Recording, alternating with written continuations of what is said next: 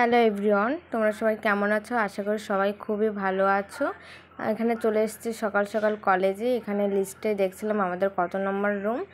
আজকে আমাদের 4th সেমিস্টারের লাস্ট এক্সাম, আর আমাদের এক্সামটা পড়েছিল তেহট্ট কলেজে। আর দেখো কলেজের চারপাশটা দেখতে কত সুন্দর লাগছে।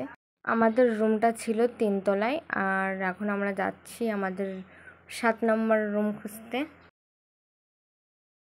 নম্বর রুম খুঁজে পেয়ে গেছি, এই রুমটাই আমাদের পড়েছে। আর এখনও পর্যন্ত সবাই আসেনি। আমার বান্ধবী কী যেন একটা ভাবছিল, আমি ভিডিও করছি দেখে দাঁড়িয়ে পড়েছে। আর যেহেতু রোল অনুযায়ী বসিয়েছে, সেই জন্য আমার রোল নাম্বার ছিল 2nd বেঞ্চে। এর আগের 3 দিন আমি 2nd বেঞ্চে বসিনি, ফার্স্টের দিকটাই আমি বসিনি, মাঝের দিকটা বসেছিলাম, আজকে ফার্স্টের দিকে।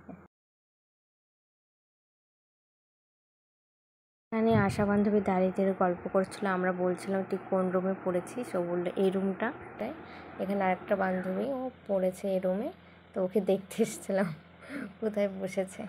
আর আমার এই বান্ধবীটা সারা দিন ফোনের মধ্যে কি যে করে সে ওই জানে, আর আমাদেরকে দেখলেই ফোনটা বন্ধ করে দেয়। আমি বলছিলাম কার সঙ্গে কথা বলছিস, বয়ফ্রেন্ডের সঙ্গে? বান্ধবীদের সঙ্গে আর কি করবো না, তা কাদের সঙ্গে আর কি করবো।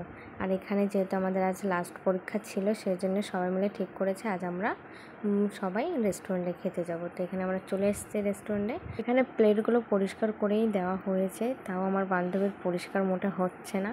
ও তাও টিস্যু পেপার দিয়েই প্লেটগুলো বারবার পরিষ্কার তখন থেকে করেই যাচ্ছে। কারোর যদি দরকার পড়ে ওকে ভাড়া করে নিয়ে যাবে প্লেট পরিষ্কার করার জন্য। মানে আমরা সবাই মিলে চিকেন চাউমিন অর্ডার করেছিলাম, এখন খাওয়া দাওয়া করে নেব। অবশ্যই চ্যানেলটাকে সাবস্ক্রাইব করে দিও পরের ব্লগ দেখার জন্য।